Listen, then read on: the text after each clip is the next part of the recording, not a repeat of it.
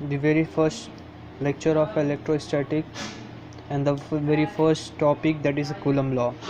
First of all, we have to know about the Coulomb law. What is a Coulomb law and where to apply, and what is the limitation of a Coulomb law, and how can we use the Coulomb law for finding the force between 2 point charges. ये सब हम इस lecture में सीखेंगे. पहले तो हमें ये बताना चाहिए कि what is a Coulomb law. Coulomb law is the interaction of a charges. Here charges is not a good term. We use a point charge because Coulomb law only applicable for point charge. Now for जैसे कि हम लोग जानते हैं कि किसी law का कोई डेरिवेशन नहीं होता, लेकिन लॉ को हम किसी मेथड से हम लोग उसको फाइंड कर सकते हैं. जैसे for example we have taken two charges Q1 and Q2. The force on Q2 due to 1 and the force on 1 due to 2. This we will find by the law, by the using the law of a Coulomb law, and by this you also prove that Coulomb law. What is a Coulomb law? We know that the forces are mutually, means the in vector form, if you will take only the magnitude, then the magnitude of both force will be equal, and the force which is acting along the point charge and the center of the point charge. Okay, now what is a Coulomb law we will now describe that.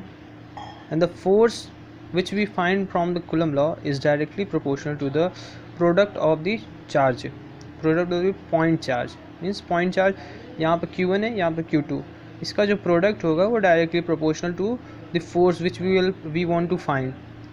And the Coulomb law also follow the inverse square law. Inverse square law क्या होगा, ये we have also discussed in the class 11 in gravitational chapter, that what is the inverse square law. Inverse square law means anything which is proportional to the distance 1 upon the distance square. Okay, now the final result came. This will K will not there. F directly proportional to Q1 and Q2 upon R square. F is equal to K Q1 and Q2 upon R square. Okay, here K is a constant, but this is not all the constant is. This constant is some having some other feature. ये कहने को constant है लेकिन constant नहीं होता.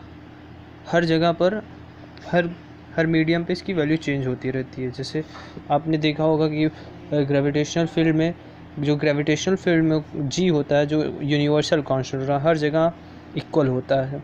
कहीं भी ले जाओ यूनिवर्सल है, उसकी वैल्यू कभी नहीं चेंज होगी. उसकी 6.67 इंटू 10⁻⁻11 जो है वो सदैव रहेगी हर समय के लिए. लेकिन ये बदलता रहता है, जैसे गिरगिट रंग नहीं बदलता वैसे ये भी बदलता रहता है.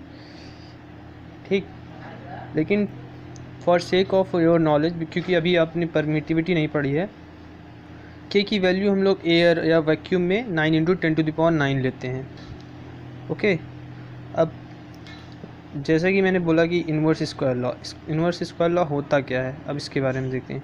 Inverse square law, force is directly proportional to 1/r square, और एक तरह से कह सकते हैं force is inversely proportional to r square. अब फिगर जो बनेगा वो कुछ ऐसा बनेगा. इसका ग्राफ इन्फिनिटी तक जाएगा, इसकी वैल्यू 0 कभी नहीं होगी. Okay, as we describe the formula of a force, now we will describe that formula in the vector form. Vector form, the Coulomb law. This is the second topic in the Coulomb law.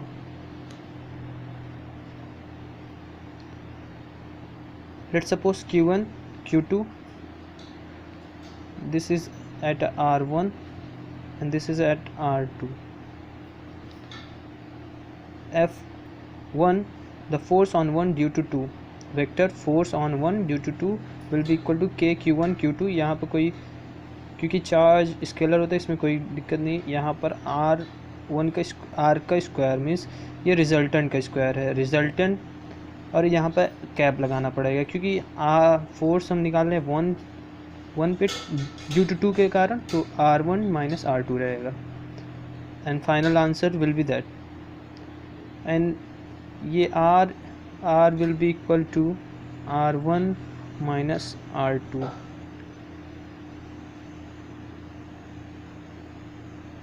Okay, and similarly we will find the 2 force on 2 due to 1, and by this method we will find that k q1 q2 upon R2 minus R1 whole cube R2 minus R1 vector. Now we will describe the limitation of the Coulomb law. What is the limitation of a Coulomb law? First limitation, extended charge. This law is not applicable for the extended charge, means if the numerous charges are on any object, that then we cannot find the force between the two objects. Someone will say that in the center in the gravitation there is a center of mass, there has to be in the electrostatic there has to be center of a charge.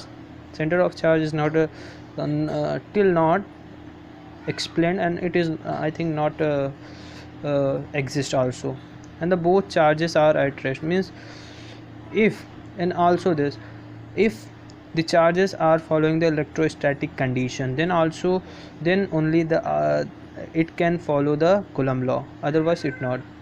For example, for say both charges are at rest, elliptibility is there, that we can find the force between the charges.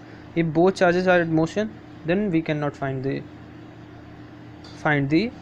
force between the two object.